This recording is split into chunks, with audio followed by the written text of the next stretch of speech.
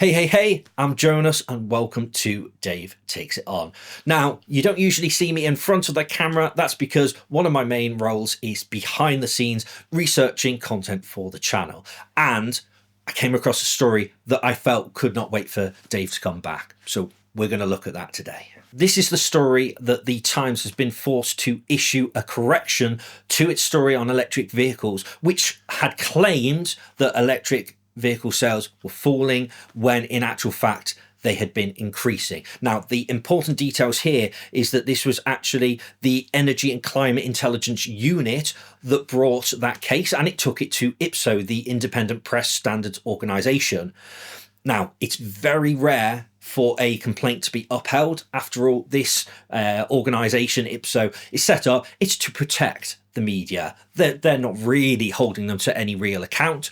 But occasionally the facts are so stark that they have to accept the complaint, and that was the case here.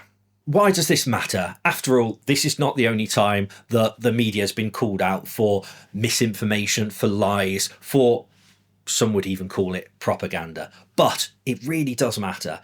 And the specifics here, this is really what's important. There was a recent CBI economics report, and it suggested that the successful transition to EV manufacturing could grow the UK's automotive sector by 35%, so that's £16 billion, and create 167,000 new jobs.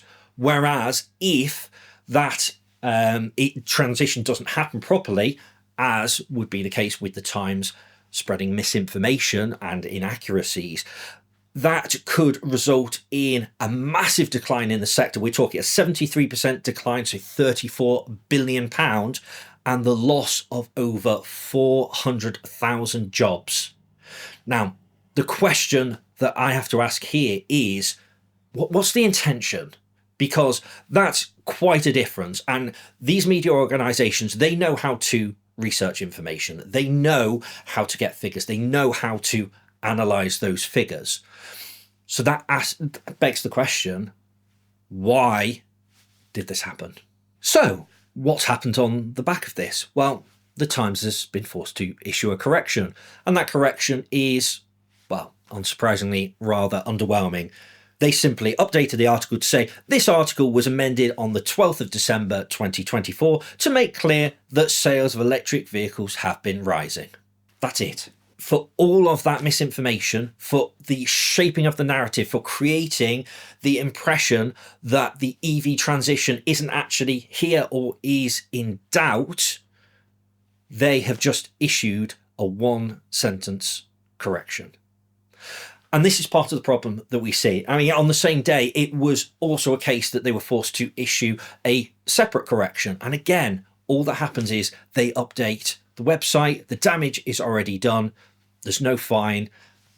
Reputational damage, most people won't even see this correction. What can you do about it? Well, you can support this channel. This channel is here to bring out the truth. It exposes the issues that exist on both sides. I mean, where there are issues with EV charging infrastructure, we're here to cover it. Where there are issues around propaganda against electric vehicles, we're also here to cover it. And so by supporting the channel, by liking this video, by subscribing to the channel, you can make a difference. And if you want to go beyond that, support our Patreon. We regularly have behind the scenes look at new charging installations, interviews with people that we see out and about, occasional bloopers that Dave has that give people a good chuckle, and the ability to interact directly with us. We have a chat facility, a chat thing on Patreon, so you can ask questions to Dave directly and support us in that way. Why does all this matter? Well, we want to work with other YouTube channels, with all the members of the community, to get the truth out there, to take it on. That's why the channel is named what it is. So thank you so much for your support. It really does make a huge difference. I'm Jonas. And no, I haven't held Dave hostage. He is just busy at the moment, and I'm sure he will find out about this video. But in order to just give feedback, let me know what you thought of this video. Do you like seeing a younger perspective on it, a different perspective? Do you just disagree totally with what I've covered? Please give us feedback so that we can continue to make better videos.